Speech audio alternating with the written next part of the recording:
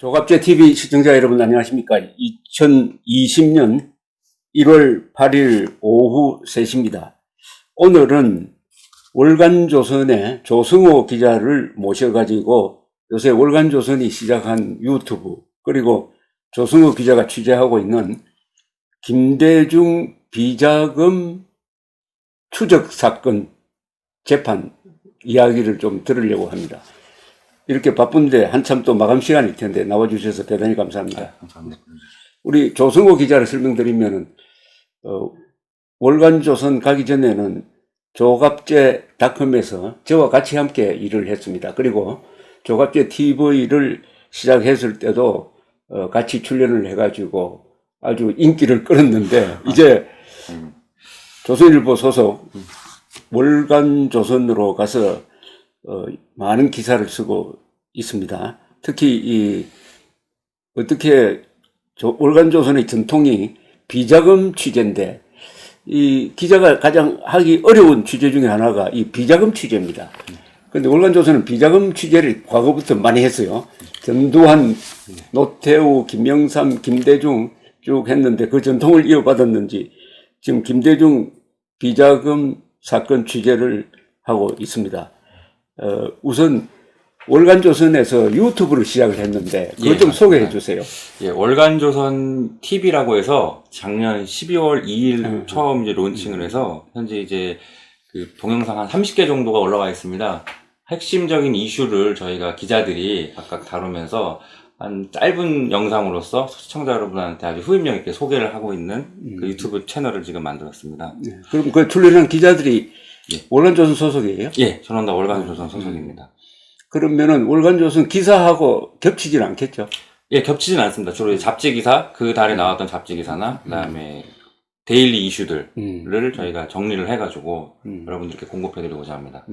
요새 유튜브를 많이 만드는데 월간조선처럼 이 잡지라는 베이스가 있으면서 유튜브를 하면은 내용이 충실해지겠어요? 아마도 좀 더 깊숙한 취재를 저희가 하기 때문에 내용도 그만큼 더 충실해지는 것 같습니다. 그러면은 정치 분야뿐만 아니라 다른 분야도 많이 다루겠네요? 지금은 이제 주로 정치 분야인데 이제 앞으로 조금 더 외연을 확대해 나갈 생각입니다. 예. 이 잡지는 매거진이라고 그러는데 잡지란 말이 한자가 표기하면은 잡다한 정보를 많이 넣는 거고 스포츠든지 뭐 예술, 정치 그래서 우리가 잡지라고 그러거든요. 잡지. 어떻게 보면 유튜브를 잡지식으로 만들 수도 있겠네 하는 생각이 드는데. 뭐 이제 여러 선배분들 여기 조갑제 사장님 비해서 여러 선배분들이 쌓아놓으신 그런 전통이 있기 때문에 그걸 한번 잘 활용해 볼 생각입니다. 그러니까 이 조갑제 TV도 잡지적 성격을 갖고 있어요. 그 제가 하루에 근데 동영상을 많이 올릴 때는 내가 녹화한 걸 한 5개 올리고 또 다른 사람이 찍어서 보내준 거 하고 하는데 이렇게 쭉 나열을 하다가 보면은 정치뿐만 아니라 정치도 있고 국제적 사건도 있고 여행 이야기도 있고 역사 이야기도 있고 예술, 스포츠도 다 있거든요. 그래서 앞으로 이 유튜브를 잘 활용하면은 유튜브 매거진이 나오겠다는 생각이 든다고. 예, 맞습니다. 각 카테고리별로 그렇죠. 뭐 정치, 경제, 사회, 문화, 예술까지. 그런데 이 월간조선은 특종을 많이 하는 잡지입니다. 1980년에 창간돼 가지고 그러니까 올해가 창간 40주년입니다. 40주년이네요. 특종을 많이 하고 한국 정치사를 뒤흔든 척의 특종도 있고 하니까 여러분들은 이 월간조선 TV를 많이 봐주시기 바랍니다. 그래가지고 구독을 해주시면은 아주 유용한 정보뿐만 아니라 재밌는 정보. 월간조선의 모토 하나가 유익하고 재밌는 기사죠. 예, 맞습니다. 재미만 있어도 안 되고 유익하기만 해도 안 되고 유익성과 재미를 같이 겸하는 그런 동영상을 볼 수가 있습니다. 요새 거기 올린 동영상 중에 뭐 추천할 만한 거 없습니까? 뭐 지금 현재 이제 어쨌든 조회수를 무시할 수가 없는데 가장 지금 최다 조회수를 기록하고 있는 게 좀 부끄러운 얘기지만 제가 취재했던 문재인 대통령 집안의 그 딸과 그다음 며느리 취재기 영상이 지금 최다 조회수 5,400건을 지금 돌파를 하고 있는데 아무래도 이제 그거에 사람들이 좀 관심이 많은 것 같습니다. 딸과 며느리? 예. 그 중에 누굴 만났죠? 지금 인터뷰를 한 거는 그 며느리입니다. 며느리 인터뷰를 했고. 며느리 인터뷰를 했고 딸은 제가 이메일로 한번 왔다 갔다 했었습니다. 그걸 어떤 딸 이야기 좀 딸이 아니라 며느리하고 인터뷰한 이야기 좀 해주세요. 며느리 이제 문준용 씨의 부인인데 이분은 이제 그 건국대에서 산업미술응용과를 졸업을 해가지고 우리나라에서 지금 몇 안 되는 손꼽히는 미디어 아티스트 작가입니다. 아, 그렇군요. 예. 미디어 아티스트 작가라고 해요. 예, 미디어 아티스트입니다. 그건 또 무슨 분이에요? 그러니까 약간 이게 그 코딩이라고 하는 그 프로그래밍 언어를 활용을 해가지고 우리 설치 미술 작품이나 이런 거를 소리, 그다음에 뭐 비주얼 이런 걸 다 다루는 건데 이 사람은 독실한 크리스찬입니다. 부친이 이제 목사고요. 조그마한 개척교회 목사인데 그렇구나. 상당히 그 깊은 인상을 받은 거는 이분이 지금 하고 있는 일에 대해서 굉장히 큰 자부심을 갖고 있고 또한 제가 인터뷰를 한 이유는 이제 그 문준용 씨가 얼마 전에 그 일선 초등학교에 그 코딩 프로그램을 납품을 하는데 이 부인이 그 계약 대리자로 나왔습니다. 혹시라도 이제 거기에 뭐 어떤 특혜 비슷한 게 있지 않을까라는 어떤 그냥 호기심을 가지고 취재를 했는데 이제 그런 건 없다고 본인이 단언을 하고 있고 그런 점에서 자기 주장이 되게 뚜렷한 사람이었습니다. 실제로도 없고 실제로도 없어 보입니다. 없어 현재까지는요. 네. 그런 정황이 드러난 건 없습니다. 궁금한 게 이 며느리 만났으면 그 집안 이야기를 많이 들었을 것 같은데. 예, 일단은 부친 아버지 이제 부친은 제가 한번 취재를 한 적이 있어갖고, 그러니까는 문재인 대통령의 사돈이죠. 거기는 교회를 제가 한번 찾아가서 취재를 한 적이 있었고, 그다음에 문재인 대통령 부부, 그러니까 시 부모에 대해서 물어보니까 제가 물어봤습니다. 이렇게 활발하게 대외 활동을 하고 있는데, 심지어 그 며느리는 참 유튜브도 하고 있습니다. 아, 알고 있구나. 네, 그래서 이런 거에 대해서 혹시 시부모님이 반대를 하지 않느냐 했더니. 저희 시부모님들은 제가 하는 일에 대해서 약간 전폭적인 지지를 보내고 있다. 네, 남편도 마찬가지고 그런 얘기들을 두루두루 이 나눴습니다. 정치적 문제에 대해서는 이야기를 했어요? 정치적인 문제. 그래서 이제 그 조금 요거는 이제 깊숙한 얘기긴 하지만은 그 코딩 교육이 이제 지금 현재 초중고등학교 의무 교육화가 돼 있습니다. 그래서 이제 그런 거에 편승을 해서 정부 정책에 편승을 해서 그런 교육 프로그램들을 납품한 게 아니냐. 라고 좀 이렇게 공격적으로 물어봤더니만, 코딩 교육 프로그램이 의무교육화가 된 거는 문재인 정부가 아니라 박근혜 정부가 딱 얘기를 하더라고요. 예. 그래서 이제 그런 걸 봤을 때는, 예, 크게 문제는 없어요. 가면서 코딩은 영어로 어떻게? 코딩은 CODING입니다. DOING. 예. 이걸 더 쉬운 말로 번역하면 뭐가 돼요? 컴퓨터 프로그래밍 언어입니다. 그러니까 이 언어를 입력을 해갖고 특정한 어떤 프로그램을 하나를 제작할 수가 있는 겁니다. 그 언어들을 입력을 함으로써. 상당히 고차원적인 그런 프로그램이 한데 상당히 어렵네. 예. 그걸 활용을 해갖고 이제 이 사람은 다른 아티스트적인 이 며느리를 만났을 때는 이 남편 문준용 씨가 조국 딸을 좀 편들고 하고 있을 때 그때 아닌가요? 아마 예, 시기적으로 겹칩니다. 근데 이제 조국 사건에 대해서는 특별히 제가 이제 그건 물어보지 않고 그 현안에 대해서만 물어봤기 때문에 그런 정치적인 부분에 대해서는 조금 피해서 이제 얘기를 하는 피하게. 예. 이 사람 정치적 성향은 어떻게 봤어요? 사회주의자인가 아니면 자유민주주의 시장경제론자인가? 특별한 정치 성향은 없어 보이고 다만 이제 본인이 쓴 책이 하나 있습니다. 책을 썼습니다. 이제 그 유튜브에서 대담한 거를 바탕으로 해갖고서 이제 엮은 책인데 거기에 보면 이제 세계 시민 교육에 관한 내용을 언급했던 걸로 제가 기억을 하는데 거기서 약간 미국의 현재 교육 시스템에 대한 어떤 비판? 이런 게 이제 엿보이는데, 특별한 뚜렷한 정치적인 색깔은 세계 시민교육. 예. 그거 좋네. 월드 시티즌인데. 예, 그런 시민교육이 지금 붕괴되고 있다. 며느리 성함이? 예, 장지은이라는 사람. 장지은. 예. 30대겠네. 4살, 지금 5살 정도 됐어요. 그럼 아무래도 기자가 만나서니까, 뭡니까, 문 대통령, 그러니까 시아버지, 시어머니에 대해서도 질문을 했을 것 같은데, 재밌는 이야기 없어요? 이제, 제가 정정을 하면 이제 만난 건 아니고 통화를 좀 오랫동안 했습니다. 통화로 취재하는 거예요? 예, 통화로 전화가 연결이 돼가지고. 전화로 만났다. 예, 전화했는데 이제 시부모에 대해서 아까 말씀드린 그런 거고, 그리고 이제 너무 정치적으로 우리 그 대통령 자제를 좀 보지 말았으면 좋겠다라는 얘기를 거듭하더라고요. 그럼 아무래도 시부모에 대해서 얘기를 하는 건 조금 아마 꺼리는 듯한 눈치였습니다. 네, 통화한 것만 해도 일종의 특종이네. 자, 그러고 그 다음에 뭐 화제가 될 만한 동영상 소개할 만한 거 없어요? 그리고 지금 현재 나오는 게 우리 정치 분야를 좀 많이 취재하는 그 최우석 기자가 최우석 기자가 그 박근혜 청와대, 그러니까 이 박근혜 정권의 청와대 제1부속실에 있었던 그 사람들이 지금 현재 무엇을 하고 있는지, 우리가 한창 탄핵 정국 때 이제 나왔던 정호성 그렇죠. 제1부속비서관, 예. 그 다음에 윤전추 이런 사람들이 현재 뭐라고 했는지 했더니만 5명이 있습니다. 이제 그 정호성 씨가 제일 유명한데 그 외에 뭐 권정욱, 정호윤 이런 사람들이 있는데 현재 이제 박근혜 대통령 명예회복을 위해서 이들이 아, 한 분은 뭐 총선 출마를 준비하고 있고 부산 사학갑에서요. 아, 재밌네. 예. 그리고 정호성 씨도 지금 현재 정확하게는 모르겠지만은 이제 아마 대외 활동을 하려고 지금 구속된 사람은 없죠? 현재는 없습니다. 아, 다, 예. 다 나왔구나. 다 나와 있습니다. 아, 다 나온 게 아니라 구속된 사람이 정호성 씨 뿐이지. 정호성 씨는 구속됐다가 이제 아마 출소를 한 걸로 알고 있습니다. 그 사람들이 말하는 박근혜는 어떤 사람인가요? 국가관이 되게 추천한 사람입니다. 또, 예. 네. 그리고 이 세간에 알려진 것처럼 뭐 사리와 사욕하고는 절대 거리가 멀다. 멀다. 예. 예. 그렇게 다 공통적으로 얘기를 하는 부분이 바로 그겁니다. 아무래도 가장 가까이 있었던 사람이 가장 잘 알 테니까 그 사람들이 공개적으로 이야기를 해가 박근혜 대통령에 대해서 더 쉬워진 네. 이 잘못된 이미지를 좀 벗겨주면 좋겠는데. 예.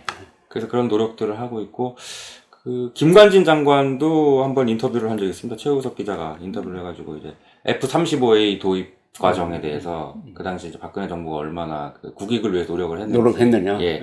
그런 부분들에 대한 것도. 김관진 장관은 지금 재판 중에 있죠. 예, 재판 중에. 이른바 그 댓글 사건으로. 예. 아주 어려운 처지. 예. 그 다음에 앞으로 이 월간조선 TV는 어떤 비전을 갖고 있어요? 뭐, 일단은, 어떻게? 조금 단순한 거는 일단 많은 영상이 필요한 것 같습니다. 영상을 많이 올려서. 양적으로 많이 올려요. 양쪽으로, 예. 그래야지 우리 시청자들의 욕구에 좀 부합하는 영상들이 많아져야지 또 다음 단계로 도약할 수 있지 않을까. 거의 커뮤니티를 활용할 방법도 있는데. 예, 그래서 서로 상방향 소통을 해가지고. 예, 맞습니다. 예. 그런 것도 한번 지금 구상 중에 있습니다.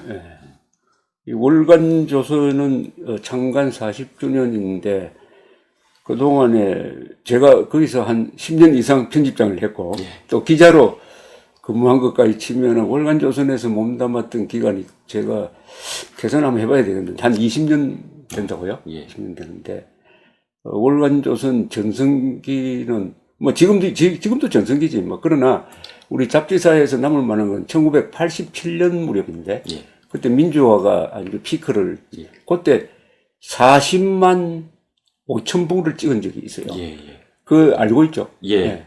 그래가지고 그때 이 노점상들이 길거리에서 예.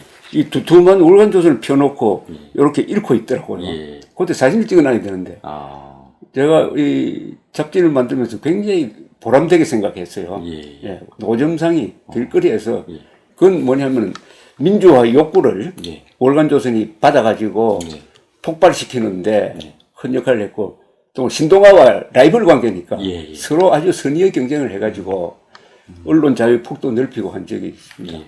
그러나 이 월간조선은 지금도 선두를 달리고 있는 종합 매체니까 특히 이 신속하게 반응이 오는 유튜브에서도 아마 그 노하우를 성공시킬 수 있을 것이라고 생각을 합니다. 예. 네. 그리고 물어보고 싶은 게 이제 요 정도는 이제 예. 소개고 예. 모셨으니까 주간조선에 여기 조갑제닷컴에서 주간조선으로 옮겼다가 그다음에 먼저 월간조선으로 정착했는데 주간조선에 있을 때 국정원 김원성 차장을 인터뷰를 해가지고 예, 맞습니다. 그게 주간조선에 자세하게 나오고 예. 그게 조선닷컴에는 나왔는데 종이신문에는 안 나왔는데 요지는 2001년 상반기 맞죠? 예, 맞습니다. 상반기에 김원성 차장이 당시에 신건 국정원장의 지시를 받고 6개 시중은행으로부터 각 500억씩 배당을 해가지고 3천억을 조성을 했다 하는 내용이었거든요. 그런데 그 기사는 어마어마한 폭발력을 가졌는데 거기에 대해서 박지원 씨가 황당무계하다고 논평한 거 맞죠? 맞습니다. TV조선 인터뷰. 난 그 뒤에 좀 세월이 지나서 김문성 씨한테 박지원 씨가 고소나 고발을 한 적이 있느냐고 하니까 그런 게 없다고 그래요. 그러면 우리 주간조선에 연락 온 게 있어요? 아닙니다. 전혀 없었습니다. 그거에 대해서 공식적으로 항의 안 했어요? 공식적으로 항의한 적이 한 번도 없습니다. 그 부분에 대해서. 물론 박지원 씨가 김대중 씨 법률적 대리인은 아니겠지만은 그래서 그거 참 이상하다. 그러면은 그 주장이 사실인가 아니냐 하는 생각을 고치는데 그 취재한 경위를 한번 좀 설명해 주면 좋겠네요. 그래서 사실은 이제 김은성 씨를 만났던 이유는 국정원 특활비가 어떻게 활용이 됐는지 정권에 그때 한참 수사할 때다. 예. 그래서 그때 이제 그거 맞춰갖고서 이제 김은성 씨를 만났습니다. 그냥 그것 때문에 그 특활비가 그 각 정권별로 어떻게 사용되는지에 대해서 그러더니 이제 김은성 씨가 그 얘기를 돌연 꺼낸 겁니다. 먼저. 먼저 그 얘기를 꺼내가지고서는 그럼 그 얘기를 저는 이제 그 특활비 기사에는 그걸 이제 작게 썼습니다. 작게 다뤘는데. 이제 그 당시에 이제 조선관 편집장, 그다음에 정장렬 선배가 이거 굉장히 폭발력 있는 내용 같은데 한번 취재를 해봐라 깊숙하게 다시 만나서 이제 구체적인 경위를 들은 겁니다. 듣게 됨으로써 그 말씀하신 지금 내용을 한 겁니다. 2001년도 상반기 때 만나서 정확하게 기억을 하고 있었습니다. 광화문 코리아노 호텔 부근에 있는 어떤 일식집이라고 했었거든요.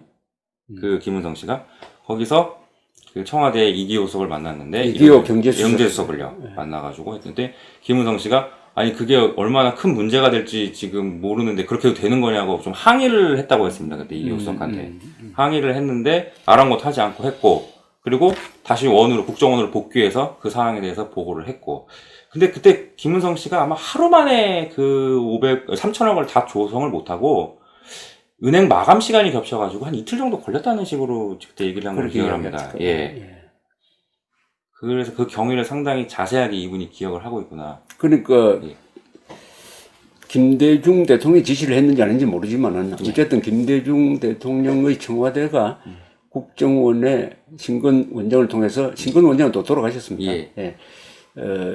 실무적으로 자금 조성을 주도한 사람은 김은성 씨라고. 그리고 김은성 씨가 직접 한 게 아니고 그 아래에 있는 경제단장을 통해서 했다고 그랬죠? 맞습니다. 경제단장을 통해서 조성을 했는데 그게 그 뒤에는 어떻게 됐는지 모르겠다는 거지. 조성하는 데까지만 관여를 했다고 보여요. 그래서 이기호 경제수석한테 그 나중에 조성된 다음에 이렇게 하면은 문제가 생기니까 좀 항의성을 했다는 거죠. 맞습니다. 그건 다 조성된 다음에. 김은성 씨도 그러면 이 3천억을 조성했는데 이게 어떻게 쓰였는지는 모른다고 그러죠? 어떻게 되는지 모르겠습니다. 여러 가지 뭐 추리는 하긴 하는데 뭐 이제 대북 뭐 송금용이라는데 그거에 대해서는 정확한 경위가 드러난 게 하나도 없습니다. 근데 이 3천억 사건은 한때 월간조선에 보도된 적이 있죠. 2007년도에 아마 보도된 적이 있는 걸로 그때는 국정원이라 말 쓰지 않고 그죠? 그 김원승 씨의 신분을 보호해주기 위해서 뭐 국가기관이 이랬을 거라고 맞죠? 맞습니다. 제가 기억나는 게 2007년 3, 4월에 보도됐을 때 아주 크게 보도됐어요. 근데 익명 처리해가지고 암호처럼 됐었는데 그때도 박지원 씨가 항의를 해가지고 반론문을 쓴 걸로 알고 있는데 월간조선에? 맞습니다. 그때 박지원 씨에 대한 약간 연관성이 있는 듯한 내용이 있어가지고 반론을 한 걸로 알고 있습니다. 김영광 편집장이 있을 때 그 반론문을 그 다음 홍가 해가지고 2페이지에 걸쳐서 실어준 걸로 내가 기억이 납니다.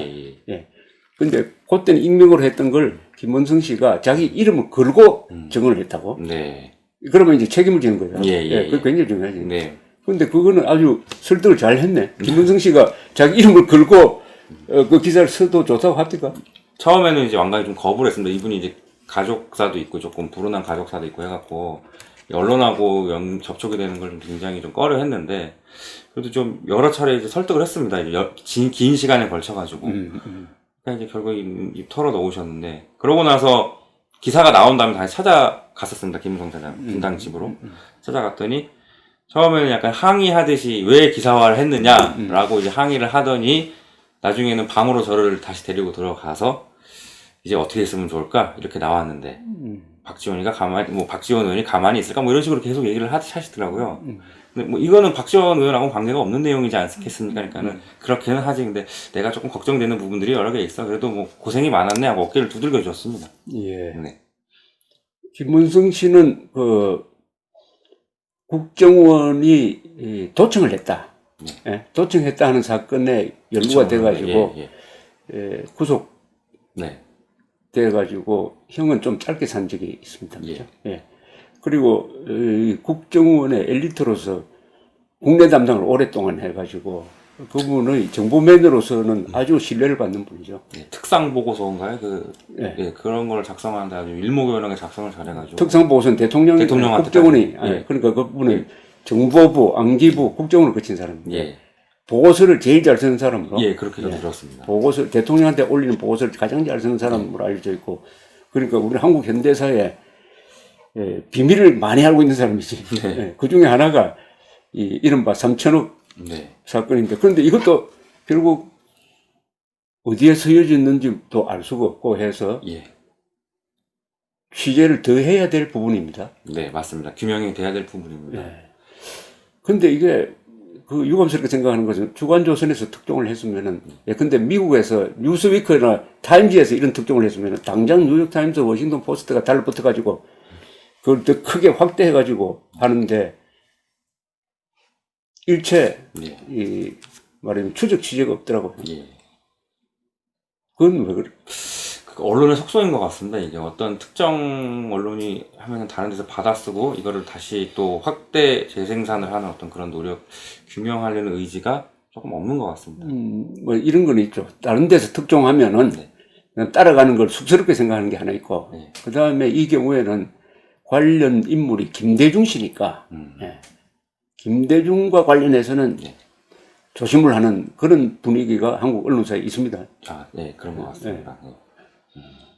기자들한테 연락 온 건 없어요.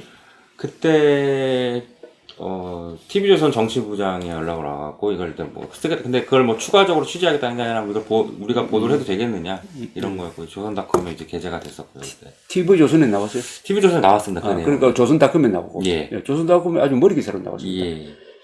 그러니까 어떻게 보면은 덮여진 가장 큰 진실 중에 하나입니다. 네. 이게 나중에 그 3천억이 어떻게 쓰여졌다는 게 밝혀지면은 또 무슨 큰 정치적 사건으로 비화될 소지도 있는 겁니다. 예.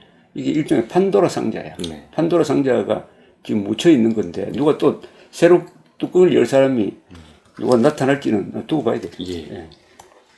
자, 그건 그렇고 또 김대중 사건인데 이게 이 정부 출범하고 나서 국정원을 뒤지는 과정에서 국정원이 원세훈 원장 시절에 미국의 김대중 비자금이 서부와 동부에 13억 5천만 달러가 있다 예. 하는 정보를 입수를 해가지고 그것을 국정원이 조사를 하고 조사하는데 당시에 국세청의 협조를 받았다. 네. 이걸 이제 형사사건으로 다루게 되어가지고 예. 이 일종의 국정원의 권한 남용, 이제 적폐수사의 일환으로 다루어졌는데 네. 그것도 물론 단속적으로 언론에 보도됐습니다. 그죠? 예, 맞습니다. 그걸 이제 우리 조성호 기자가 또 이걸 또 취재를 했어요. 네. 비자금 사건. 그래서 월간조선에 한 2번 쓰고 예. 이번에 이 조선닷컴에 월간조선닷컴에 예. 닷컴이 아니라 TV에서도 네. 유튜브에서도 예. 소개를 했는데 네. 그 지금까지 취재한 그 개요를 한번 좀 설명해 주시면 예. 좋겠어요. 그거는 이제 뭐 다 우리 나온 김에 말씀드리면 다 우리 조갑재 사장님께서 이제 이렇게 다 많이 도와주신 측면이 있는데 일단은 가장 저한테 예전에 가르쳐 주셨던 게 1차 소스를 확보하는 게 제일 중요하다고 항상 늘 말씀하셨습니다. 이 재판이 이루어졌기 때문에 이 재판 기록이 있을 거다라는 거를 착안을 해가지고 가르쳐 주신 대로 착안을 해가지고 과연 재판 기록 어떻게 하면 구할 수 있을까 했는데 일단은 최종욱 전 국정원 차장 변호인은 이거에 대한 재판 자료를 제공을 하는 걸 완강히 거부를 했습니다. 이거. 그 이유는 정확하게 모르겠지만 아직도 그 부분에 대해서 좀 꺼려하는 것 같고 아마도 의뢰인인 최종욱 차장과의 관계 때문인 것 같은데 제가 인터넷을 뒤지다가 이거를 보도를 한 언론사를 봤습니다. 근데 이게 일간지 스트레이트성 기사가 아니라 상당히 그 내용을 치밀하게 그래서 그 보도를 한 기자한테 한번 연락을 해봤습니다. 연락을 해서 그러면은 제가 취재하신 분께서는 이거를 굉장히 입회를 해서 법정에 입회를 해갖고서 상당히 자세하게 취재를 한 것 같은데 혹시 메모라도 남겨놓은 게 있으면 좀 받아볼 수 있겠느냐? 라고 했더니 그거를 타이핑을 다 쳤다는 겁니다. 공판장에 들어가서. 타이핑 할 수 있어요. 근데 공판장에서? 아마 할 수 있었기 때문에 하지 않았을까 싶습니다. 아니면 녹음해와가지고 바깥에서 했나? 아니 그렇게 하기엔 너무 러프하게 정리가 돼 있어가지고 오케이. 그래서 이제 했더니만 만나서 얘기를 해봤더니만 그러면은 제공을 해줄 수 있다라고 이렇게 얘기를 하더라고요. 고시문사는 이름 밝히지 마세요. 예, 밝힐 수가 없습니다. 그거는. 그래서 제가 그거를 가져서 뭐 확보를 해가지고 봤더니만 내용이 뭐 분량도 분량, 내용이 상당히 재밌었습니다, 이게. 아무래도 가장 그 내밀한, 정보기관의 가장 내밀한. 이게 다 공개 재판에서 기록한 겁니다. 기록한 겁니다. 근데 문제는 다른 기자들이 취재를 안 했다고. 안 했다는 겁니다. 보니까는 등장인물들이 무슨 첩보 영화의 한 장면을 연상한다고 해야 될까요? 그러니까 뭐 이제 언론에서 공작이라고 얘기를 하지만은 이게 공작이라기보다는 어떻게 보면 진짜 첩보 영화 하나에 정보를 쫓고 쫓는. 그렇지. 캐고 캐는 그 과정을 했는데 거기에 이제 그 내용이 있었던 겁니다. 동서부에 각각 13억 5천만 달러가 입지가 되어 있다는 첩보가 입수가 됐다. 그래서 이제 취재를 하게 된 겁니다. 이게 기자가 취재를 하다가 이런 말하자면 자료를 획득할 때 기분이 제일 좋지. 그렇습니다. 그죠? 그러면 독점적인 자료이고 예. 하면은 아마 타자 친 게 아니지.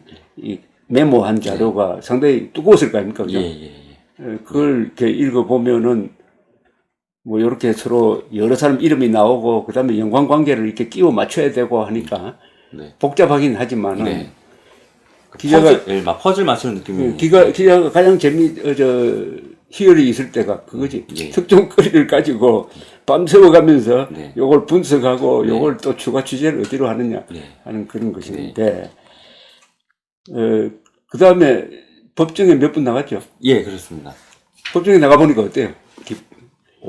그 전엔 한번 이 취재를 하면서 했던 게 이제 법정에 나갔던 것보다도 1억 달러 얘기를 조금 말씀을 드려도 되겠습니까? 그 이제 핵심이죠. 13억 5천만 달러 중에서 1억 달러가 그 핵심 내용이 1억 달러가 평양 과기대로 흘러 들어가려고 한다는 정황이 있다. 그래서 평양 과기대 관계자를 그때 만났습니다. 그게 작년 초로 기억을 하는데 만났더니만 이분이 이제 장황하게 얘기를 했습니다. 이분이 상당히 좀 유명한 분인데 장황하게 얘기를 하면서 그래서 이제 본질적인 질문을 하니까 본인은 그 부분에 대해서는 정확하게 모른다는 입장을 보이더라고요.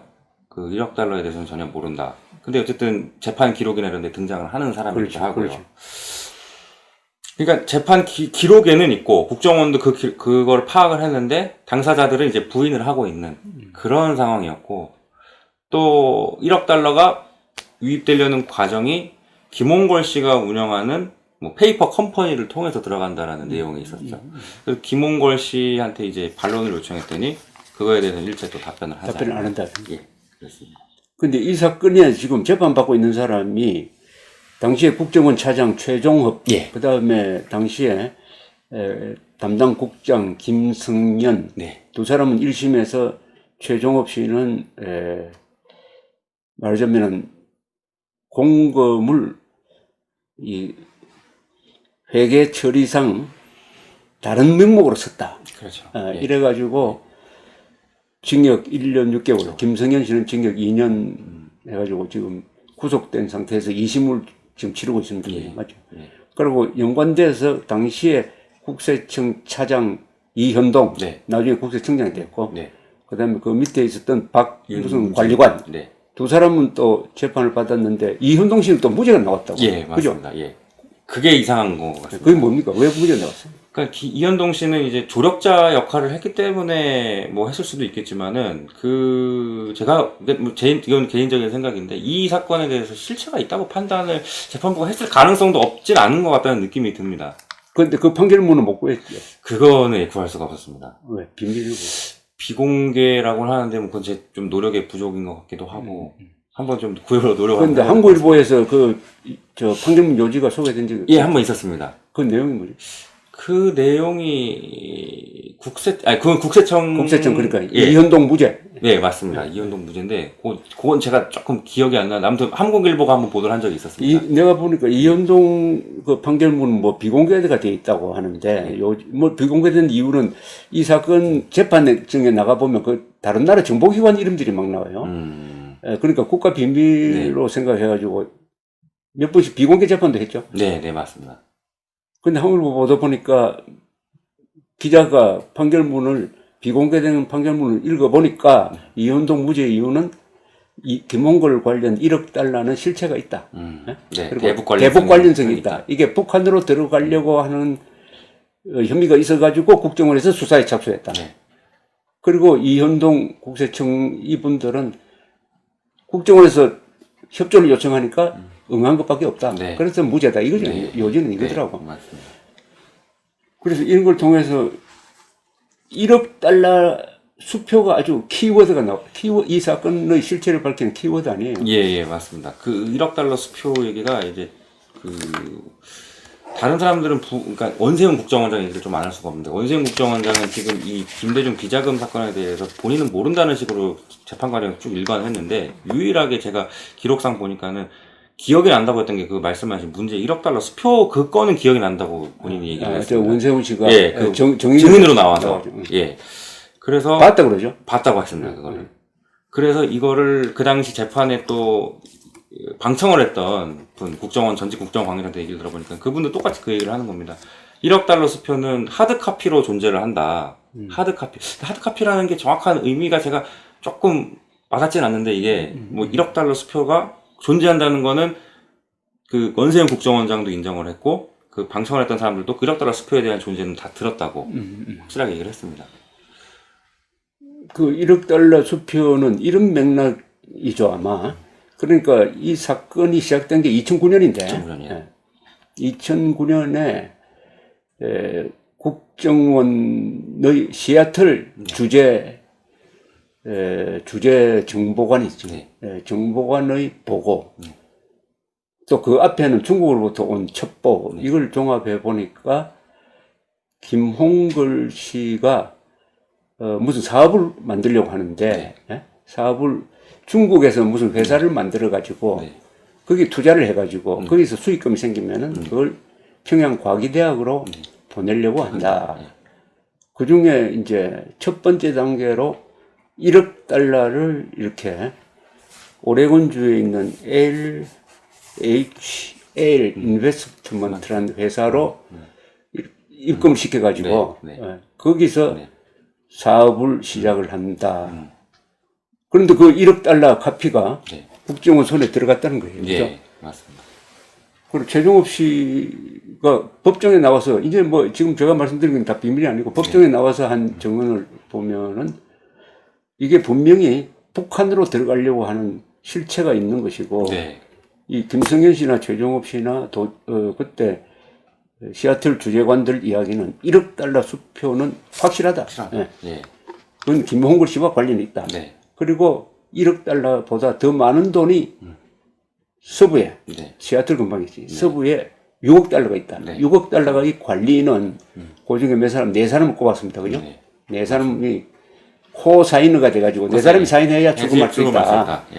그리고 이거와 별도로 동부에는 7억 5천만 달러의 돈이 있고, 그건 김홍업과 관련되는 거다. 국정원이 그렇게 파악을 했다는 겁니다. 그런데 왜 그러면 이 사람이 기소가 됐느냐 하면은, 왜 풍문에 불과한 걸 가지고 수사를 하면서 국정원 돈을 썼느냐. 이거죠. 그렇습니다. 그래서 국고손실 혐의가 적용이 된 거고, 사실 그것도 조금은 한번 생각을 해봐야 되는 게, 그 동부에 있는 돈, 지금 말씀하신, 그게 이제 그 김홍업 씨와 관련했다는 소문을 국정원이 해서 했는데, 그거에 관련해서 국정원이 입수한 정보들을 보면은 조금 조악한 부분들이 사실 있는 건 사실입니다. 가령 뭐 인터넷에 떠도는 정보들을 이렇게 그 수집을 해가지고 한 부분들, 그런 거를 아마 이제 재판부는 조금 이거는 이렇게까지 부실하게 할 부분인 것 같다라고 판단을 한 것 같습니다. 근데 13억 5천만 달러라는 말은 시애틀에 6억 달러, 동부 뉴욕 근방에 7억 5천만 달러 합쳐서 13억 5천만 달러라고 됐는데, 이 재판정에 내가 보니까 주로 따지는 게 그때는 그 부분이었다고 했죠. 시애틀에 있었던 돈을 가지고 했는데, 그 부분은 국정원이 굉장히 깊숙하게 조사하러 들어갔다는 걸 느끼게 됐죠. 예, 맞습니다. 그 중에 하나가 아시겠지만은 그 김홍걸 씨 관련해서 이제 사이버 그러니까 해킹 비슷한 걸 국정원이 했던 걸로 제가 그 기록에 있습니다. 기록에 있어요. 예, 기록에 이제 그 김홍걸 관련해가지고 거기서 이제 그 회사, 지금 말씀 중국의 3개 회사를 누가 대리 운영을 하고 있는지 그 실명까지도 그 나와 있습니다, 사실은. 그 재판에 나왔어요? 재판에 나왔습니다. 예. 그래서 사이버 이제 점거, 그 기록에는 사이버 점거라고 되어 있는데, 문맥상 보면은 김홍걸 측을 국정원이 해킹을 한 겁니다. 이거는 상당히 신빙성 있는 정보라는 거를 뒷받침할 수가 있는 그러니까 1억 달러를 뒷받침하는 수표 카피가 있고, 수표 카피를 국정원이 입수했고, 그 다음에 더 제일 중요한 게 이 정보를 누가 제공했느냐. 그 사람 이름도 나오잖아요. 그죠? 네, 맞습니다. 이름은 여기, 익명으로 해놓고, A라는 사람. 그건 한국 사람입니다. 그죠? 네. 한국 사람인데 미국 국적을 가지고 있을 거로 보는데, 그 사람이 이 사업에 참여를 했잖아요. 그죠?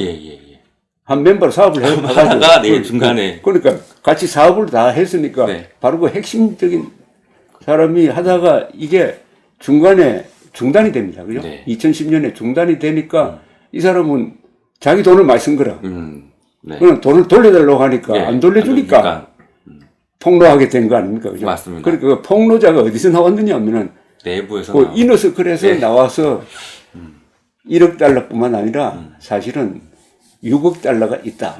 이렇게 된 거죠. 자, 그런데 이게 재판이 어떻게 됐느냐 하면은,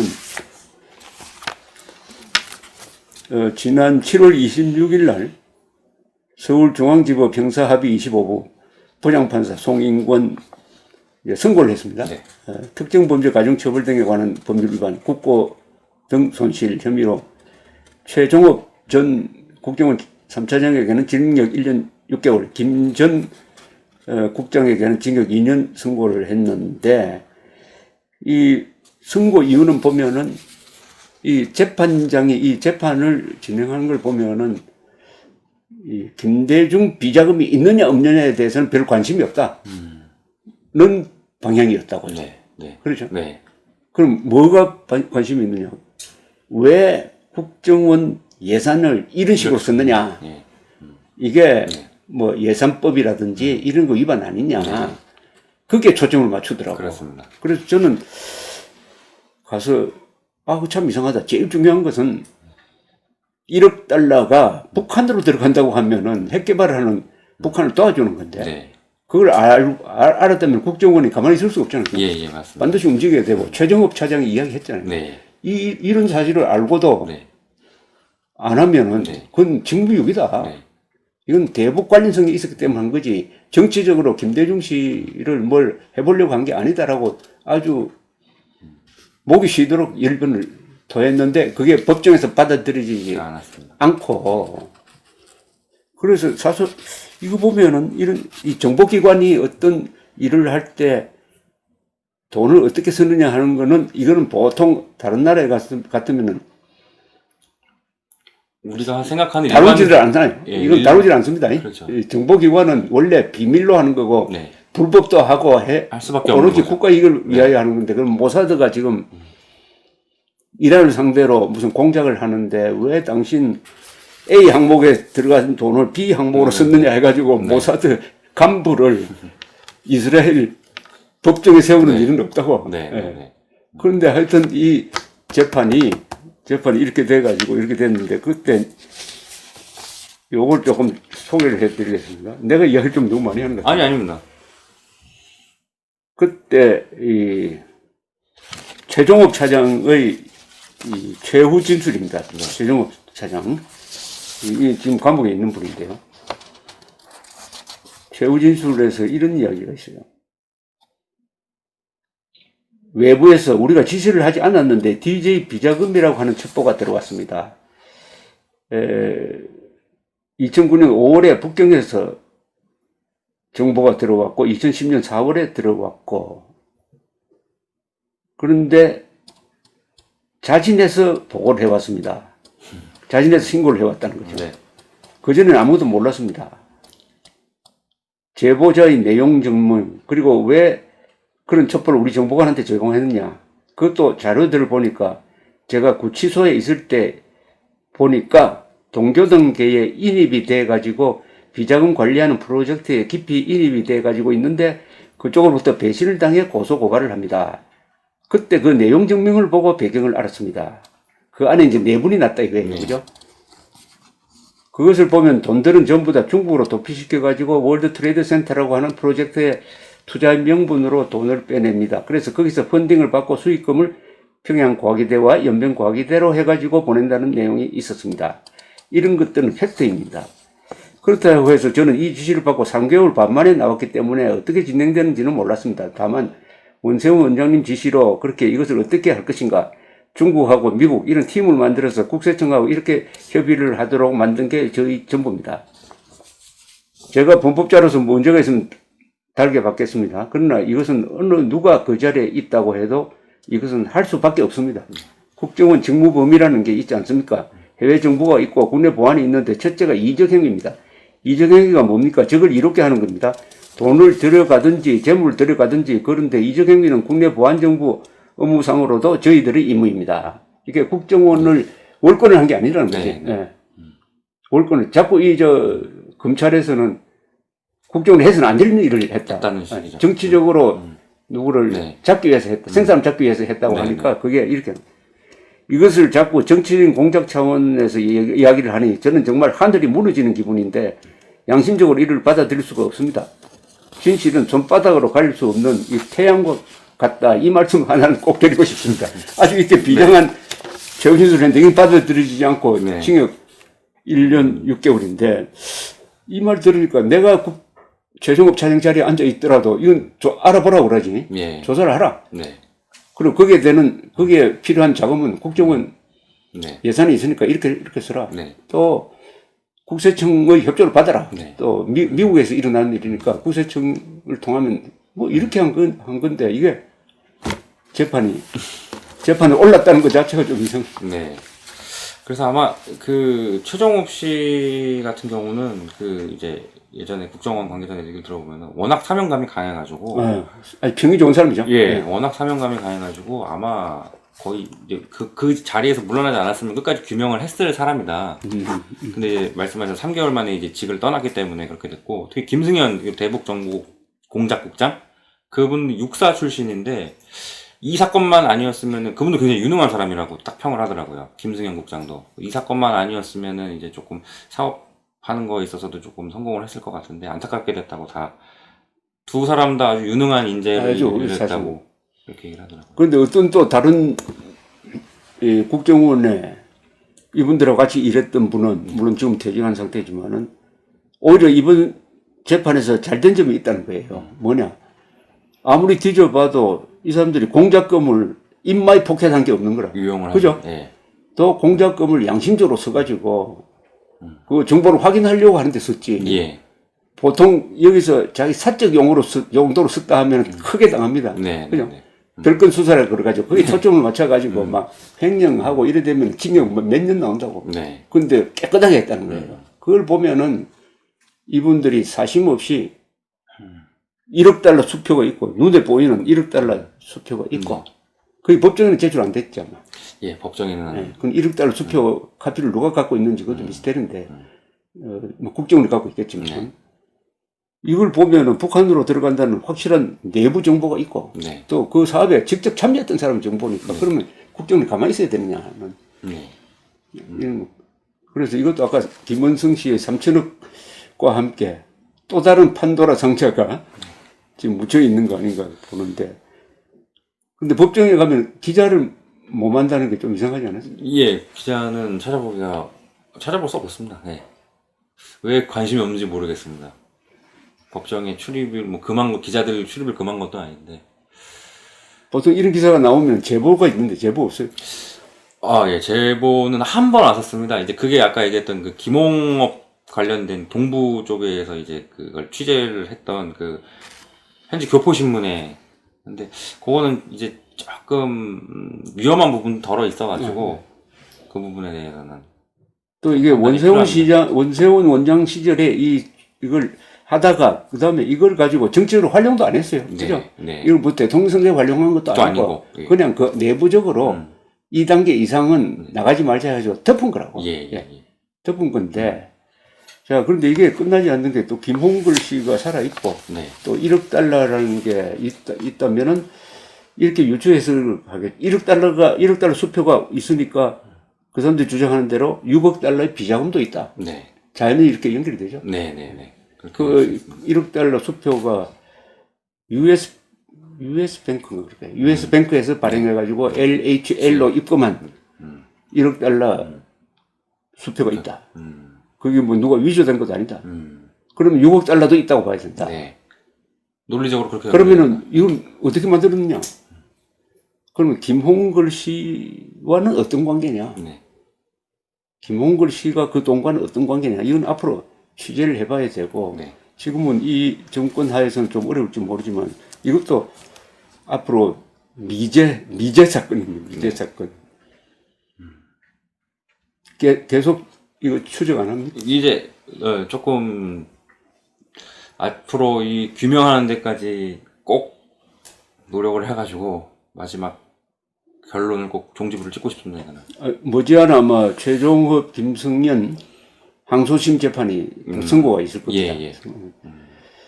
그래서 넓게 보면은 국정원이 꼭 해야 될 일, 북한으로 들어가는 돈을 차단하기 위한 조사를 했다. 네.